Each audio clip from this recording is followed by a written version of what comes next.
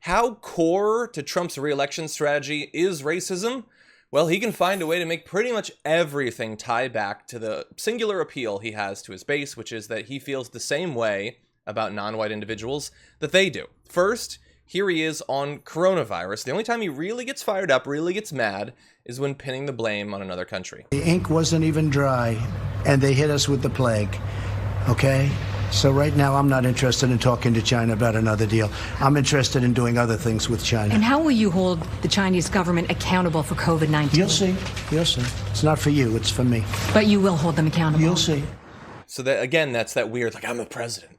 I'm going to make them pay, but only I get to know. You don't get to know. But we'll see. We'll see. JR, gut reaction. Of all of the times he'll say, we'll see, or we'll be rolling it out, or it's coming out in a few weeks, what percentage of the time is it ever referenced again by Donald Trump? I'd say 1 to 2%. Only if someone brings it back up. And yeah, that's true. Something that's an auxiliary, and he has to say it again. Oh, we were doing it, because he'll do it a few times. He'll say what he's going to do to someone else whenever someone questions, or if he needs to deflect from something else he doesn't want to talk about. By the way, I get so many every time he answers questions in that manner.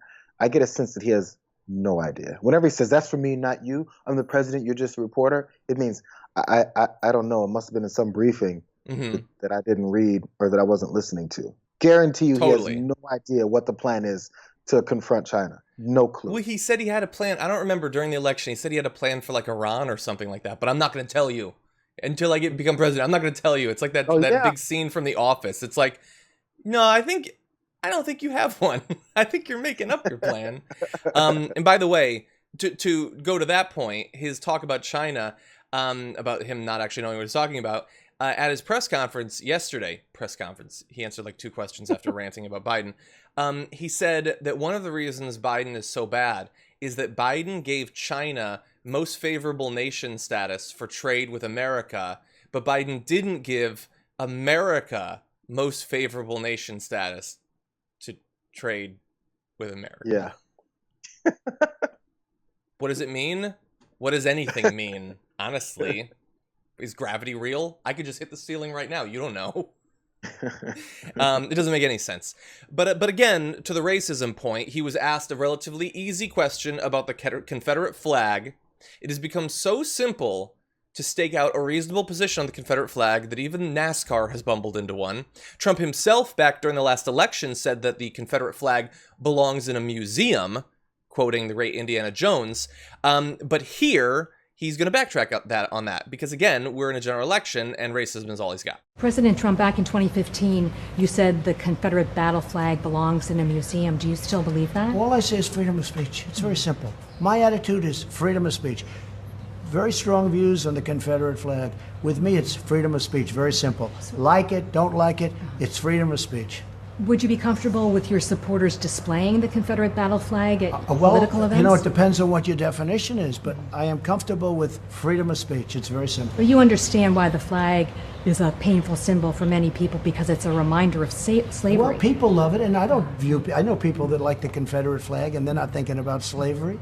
I look at NASCAR. You go to NASCAR, you had those flags all over the place. They stopped it. I just think it's freedom of speech, whether it's Confederate flags or Black Lives Matter or anything else you want to talk about. It's freedom of speech. Yeah, and so again, I mentioned earlier that I don't understand how Trump is considered this guy who gives it to you direct, or that he's like alpha and strong. He's saying, like, this happened with the Chuck Woolery stuff, which we're not showing, but he referenced the fact that he retweeted Chuck Woolery. I'm just putting it out there. People believe people. So no. What do you believe? Why don't you actually tell me your opinion on this thing that you clearly don't want to be direct on because you're terrified of the response? You keep saying, no, people say this. They think this about the Confederate. You're the president. What do you think? Because you told us back in 2015 that it should be in a museum, presumably not on trucks or hanging from, people's houses or at NASCAR or stuff like that. Something has changed. What is it? Why won't you tell us? But he won't. It's all freedom of speech. Well, what about a swastika? It's freedom of speech, right? Freedom of speech. I don't have to have an opinion. It's just freedom of speech. Everybody, I don't have to say anything. I don't have to have an opinion. Freedom of speech. Everybody, just have anything you want. Just have anything you want. Yeah, that's presumably what he believes. Yeah, maybe the person is a Hitler buff and they're history buff and they want to learn about what happened. And they just like, oh, you know what? This whole flag is fascinating to me. And they start carrying it around. because I'm learning about it. It's freedom of speech. By the way, his whole freedom of speech line, he pushed Black Lives Matter, and then the Confederate flag is equating the two to being people like it because it's freedom of speech. Was it freedom of speech when you walked down in D.C. and assaulted protesters, Black Lives Matter protesters, because of their freedom of speech? Nah, not sure freedom of speech stood up for you there on that particular moment. But if there was a bunch of people crowding the streets with Confederate flags, I guarantee you wouldn't go through there with National Guard or military, whoever else you put in front of you, cowardly self, to walk down the middle of the street and assault them. There's a difference. Your freedom of speech is based off of the races that you'd like to continue to promote. Yeah. So, you know, he also didn't answer that question. He said, would you want these flags at your rallies? I'm just saying freedom of speech. Should ask him again. That's not my question. Would you want these at your rallies, bro? Yeah, and it's someone in the comments said, yeah, answer a direct question once. Alpha, come on, alpha man. Big alpha guy. Answer one actual question. Say one thing about what you really believe, but he won't. Someone in the comments said, it's such an easy bar to clear too. Everybody knows what the Confederate flag is. And it's such a pointless one too.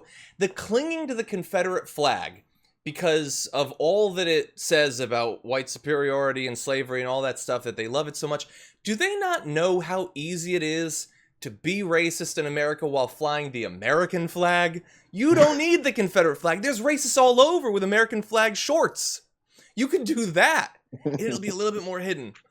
Just a little bit more.